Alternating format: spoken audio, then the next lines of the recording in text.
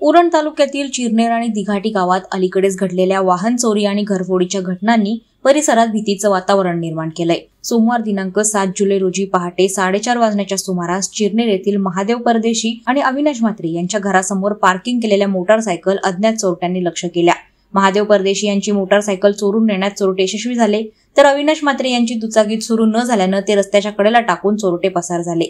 या टोळीनं धूम चित्रपटातील पद्धतीचा अवलंब करत रस्त्यालगतच्या घरांची वाहने चोरून सुसाट वेगाने पलायन करण्याचा डाव आखल्याचं समोर आलंय। या घटनेचे दृश्य कॅमेरा फुटेजमध्ये कैद झाल्यामुळे पोलिसांना महत्त्वाचा पुरावा मिळालाय।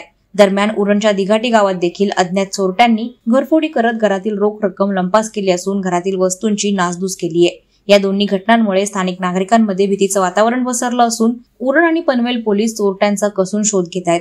पोलीस प्रशासनानं नागरिकांना सतर्क राहण्याचं आवाहन करत रात्रीच्या वेळी वाहने सुरक्षित ठिकाणी ठेवण्याचं आणि घराभोवती सुरक्षा व्यवस्था बळकट करण्याचं आवाहन केलंय।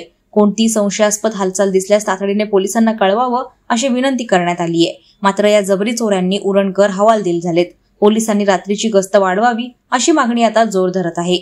वादळवारा लाईव्ह साठी अनंत नारंगीकर, उरण। नवी मुंबई व रायगड जिल्ह्यातील ताज्या बातम्या आणि घडामोडींसाठी सबस्क्राईब करा वादळवारा लाईव्ह चॅनल आणि दाबा बेल आयकॉन।